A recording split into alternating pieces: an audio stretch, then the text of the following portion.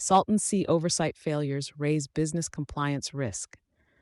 Two new UCLA studies reveal a troubling disconnect between environmental data and regulatory enforcement in California's Salton Sea region, a largely Latino and indigenous area that has long suffered from underinvestment. The research points to a breakdown in both monitoring infrastructure and accountability mechanisms, with direct implications for businesses operating nearby. Hydrogen sulfide levels in the region exceeded California's health standards for hundreds of hours in 2024 and 2025.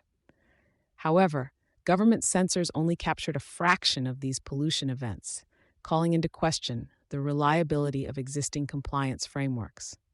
Water quality data showed nitrogen concentrations higher than 95% of lakes nationwide, an alarming figure not fully captured by official monitoring systems. This misalignment leaves industrial operators, agricultural firms, and energy developers exposed.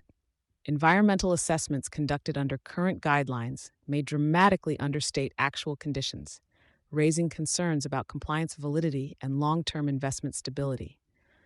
Without reliable data, businesses are operating in an increasingly uncertain regulatory landscape where liabilities could emerge unexpectedly.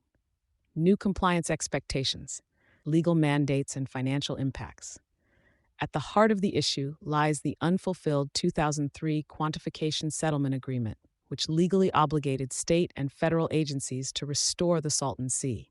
Now, researchers argue that enforceable pollution controls and transparent monitoring are no longer optional. They're mandated by existing agreements.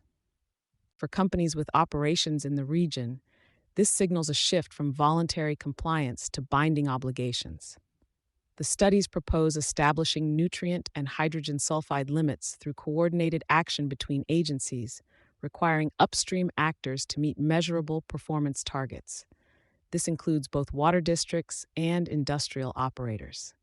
More than just operational adjustments, these changes could also carry financial consequences. Recommendations include channeling state funds, such as the Salton Sea Lithium Fund and Deficit Irrigation Program, toward compensating local residents affected by pollution.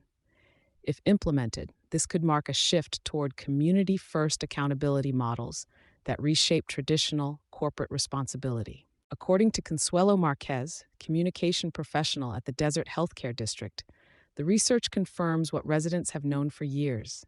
Government monitoring has fallen short and only tells part of the story. By failing to capture the full scale of pollution, agencies in charge have underestimated risk to communities and delayed meaningful action. The local population, who are predominantly Latinx, immigrant, and indigenous, has carried the burden of these conditions for too long.